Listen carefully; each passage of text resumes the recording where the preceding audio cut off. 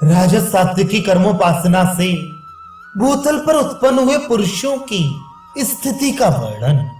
श्री वशिष्ठ जी कहते हैं, रघुनंदन, जो पूर्व जन्म की राजस सात्विकी कर्मोपासना से भूतल पर उत्पन्न हुए हैं, वे महान गुणशाली पुरुष आकाश में प्रकाशित चंद्रमा के समान सदा मनोहर कांति से युक्त एवं आनंद मग्न रहते हैं। जैसे आकाश का भाग मेघ आदि से मलिन नहीं होता, उसी प्रकार वे सांसारिक दुखों से दुखी नहीं होते। जैसे स्वर्ण निर्मित कमल रात्रि में संकुचित या मलिन नहीं होता, उसी प्रकार वे आपत्ति में पड़ने पर भी शोक से कातर नहीं होते। जैसे स्थावर वृक्ष आदि प्रारब्ध भोग के अतिरिक्त दूसरी कोई चेष्टा नहीं करते, उसी प्रकार वे भी ज्ञान और ज्ञान के साधनों के अतिरिक्त और कोई चेष्टा नहीं करते। जैसे वृक्ष अपने पुष्प और फल आदि से सुशोभित होते हैं, उसी प्रकार वे भी अपने सदाचारों से शोभायमान होते हैं। जैसे चंद्रमा क्षीण होने पर भी कभी शीतलता का त्याग नहीं करता, उसी प्रकार वे आपत्ति काल में भी अपने सौम्य स्वभाव को नहीं छोड़ते। मैत्री आदि गुणों से कमनीयता को प्राप्त हुई अपनी प्रकृति से ही वे नूतन पुष्प गुच्छों से विभूषित लता से शोभायमान वन के वृक्षों की भांति अद्भुत शोभा पाते हैं। वे पुरुष सब पर समान भाव रखते, समता रूप रस का अनुभव करते, सदा सौम्य भाव का आश्रय लेते, साधुओं से भी बढ़कर साधु होते और अपनी मर्यादा में स्थित रहने वाले समुद्र की भांति शास्त्र मर्यादा में स्थित रहते हैं। अतः महाबाहु, आपत्तियों की पहुंच से परे जो उनका पद है उसकी ओर सदा चलना चाहिए। मनुष्यों को इस जगत में सत्वगुण प्रधान राजस पुरुषों की भांति ऐसा बर्ताव तथा सत शास्त्रों का विचार करना चाहिए जिससे परमात्मा की प्राप्ति हो। इस प्रकार भावना करने वाले पुरुष को सब वस्तुओं की अनित्यता का भी विचार करना चाहिए।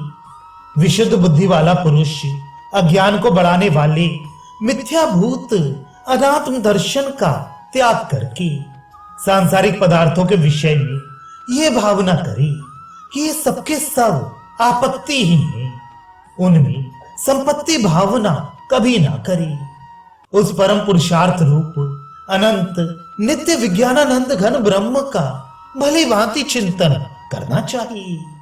कर्मों में अत्यंत आसक्त नहीं होना चाहिए और अनर्थकारी जन समुदाय के साथ कभी नहीं रहना चाहिए। संसार की सभी वस्तुओं के साथ संबंध विच्छेद अवश्यंभावी है। ऐसा विचार करके सदा श्रेष्ठ पुरुषों का ही अनुसरण अथवा अनुकरण करना चाहिए। जैसे सूत में मन के प्रयोग होते हैं, उसी प्रकार उस नित्य विस्तृत सर्वव्यापी सर्वभावित शिव स्वरूप परम पद परमात्मा में ये समस्त जगत पिरोया हुआ है। अर्थात इस संपूर्ण जगत में परमात्मा व्याप्त है। जो चेतन परमात्मा विशाल भुवन मंडल को विभूषित करने वाले आकाशवर्ती सूर्य देव में विराजमान है, वे ही धरती में बिल के भीतर रहने वाले कीड़े के पेट में भी है। निष्पाप रघुनंदन, जैसे यहाँ घटाकाशों का महाकाश से वास्तविक भेद नहीं है, उसी प्रकार शरीरवर्ती जीवों का परमात्मा से परमार्थतः भेद नहीं है। श्री राम जो उत्पन्न होकर विलीन हो जाती है, वे वस्तु वास्तव में है ही नहीं। अतः ये जड़ संसार प्रतीत मात्र है, ये सदा स्थिर नहीं रहता, इसलिए इसे सत नहीं कहा जा सकता, किंतु प्रतीत होता है इसलिए इसे असत भी नहीं कहा जा सकता। अतएव यह अनिर्वचनीय है। पहले विवेक और विचार से युक्त धीर साधक शास्त्र के अनुसार परम बुद्धिमान तत्वज्ञानी श्रेष्ठ महापुरुषों से मिलकर उनके साथ सतशास्त्र विषयक विचार करी, विषय तृष्णा से रहित तत्व ज्ञान संपन्न साधु महापुरुष के साथ परमात्मा विषयक विचार करके परमात्मा का ध्यान करने से परम पद प्राप्त होता है। शास्त्रों के विचार, महापुरुषों के संग, वैराग्य और अभ्यास रूप सत्कार्य से युक्त पुरुष परमात्मा के ज्ञान का पात्र होकर तुम्हारे समान शोभा पाता है। तुम ज्ञानवान तथा नाना प्रकार के दिव्य गुणों की खान हो। तुम्हारा आचार व्यवहार उदार है तथा तुम समस्त दोषों से रहित एवं दुखहीन परम पद में स्थित हो। तुम उत्तम अनुभव से संपन्न हो। अतः इस समय संसार में पूर्वोक्त साधक मनुष्य राग द्वेषहीन व्यवहार द्वारा तुम्हारी चेष्टा का अनुसरण करेंगे। जो लोकाचित आचार से युक्त हो बाहर विचरण करेंगे। विज्ञान रूपी नौका से युक्त बुद्धिमान पुरुष संसार सागर से पार हो जाएंगे। जो तुम्हारे समान विशुद्ध बुद्धि से युक्त और समदर्शी हैं, वे उत्तम दृष्टि वाला सत्पुरुष मेरी बताई हुई ज्ञान दृष्टियों को प्राप्त करने में समर्थ होता है। जब तक तुम्हारा शरीर है तब तक राग द्वेष और इच्छा आदि से रहित हो शास्त्र के अनुसार आचरण करते हुए स्थित रहो।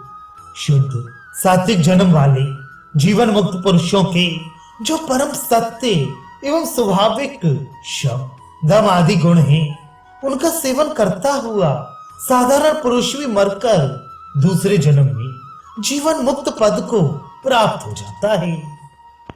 क्योंकि जीव इस जगत में जिस जाति गुणों का सदा सेवन करता है, दूसरे जन्म में उत्पन्न होकर वे उसके अनुसार उसी जाति को प्राप्त होता है।